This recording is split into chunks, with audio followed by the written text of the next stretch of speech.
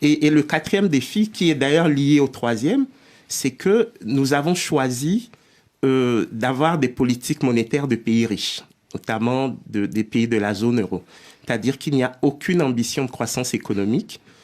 Tout ce que nous faisons, c'est l'arrimage. Comment est-ce que vous pouvez dire ça alors que tous les pays africains ont des programmes d'expansion économique?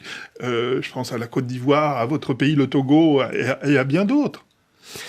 Mais non, c'est simple. C'est ce qu'on appelle l'incohérence des politiques publiques.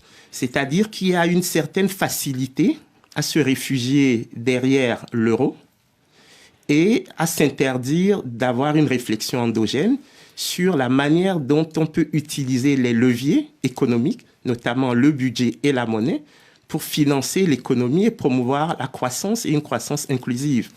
Et c'est ce que j'appelle la servitude volontaire des banquiers centraux de la zone franc. C'est que nous refusons à voir la réalité en face. Et ça, c'est quelque chose qui me paraît fortement préjudiciable parce que à long terme, nous ne pourrons pas garder une monnaie forte. Vous savez, quand le secteur réel s'effondre, comme c'est le cas dans nos économies, que vous ayez beaucoup de réserves de change ou pas, elles finiront par s'amenuiser d'elles-mêmes et il faudra d'évaluer à un moment donné. Et donc là, c'est une question de fond que pose le président Idriss Déby. Et je crois que les autres chefs d'État devraient regarder de façon tout à fait dépassionnée. Moi, je vous parle en tant qu'économiste, je ne parle pas de questions identitaires. Ce n'est pas une guerre de l'Afrique. Vous attaquez pas le franc CFA parce que ce serait une attaque de la France, c'est ça que vous voulez dire? Exactement. Moi, je vois de façon pragmatique les difficultés de fonctionnement de nos économies et je dis, il ne devrait pas y avoir de tabou, de quelque nature que ce soit. En même temps, la monnaie, ce n'est pas l'alpha et l'oméga des économies africaines. Mais il serait absurde de ne pas aborder la question de la relation entre la monnaie et le secteur réel de l'économie. Être lié à une grande monnaie comme l'euro, on peut imaginer que c'est une forme de protection. C'est aussi rassurant pour les investisseurs étrangers d'avoir cette parité fixe avec l'euro. Donc ça paraît être des arguments positifs quand même.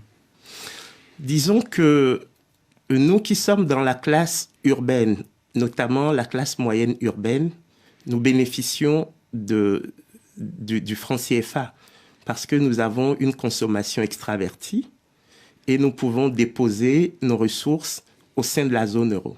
Vous savez, la zone... Extravertie, c'est-à-dire on achète des biens qui viennent de l'extérieur, ça bien sûr, bien sûr.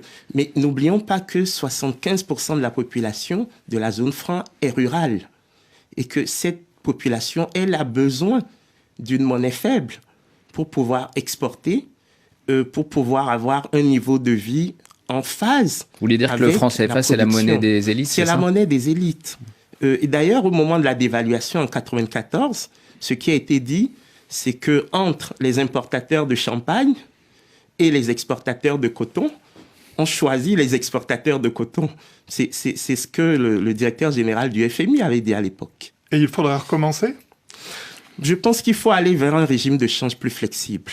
Mais ce qui est absurde aujourd'hui, c'est que... Flexible, c'est-à-dire justement, c'est quoi? Il faudrait un panier de monnaie? Oui, il faudrait arrimer le CFA à un panier de monnaie, de sorte que nous puissions disposer d'un degré de liberté supplémentaire. Aujourd'hui, le problème, c'est que lorsqu'il y a des chocs conjoncturels, nous n'avons aucun instrument de réponse à ces chocs.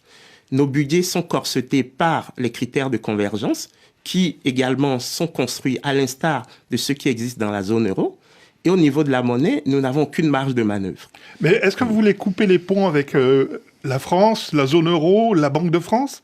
Ou est-ce que vous voulez enterrer complètement le franc CFA? Quelle est la marge de manœuvre que vous voyez? Non, les arrangements institutionnels à faire sont à deux niveaux. Premier niveau, dans le cadre existant, est-ce qu'on fait suffisamment bien? Est-ce que l'arbitrage inflation-croissance dans notre zone est un bon arbitrage? J'observe que l'objectif de notre banque centrale, c'est 2% d'inflation. De quelle banque parlez-vous? La BCEAO et la BEAC.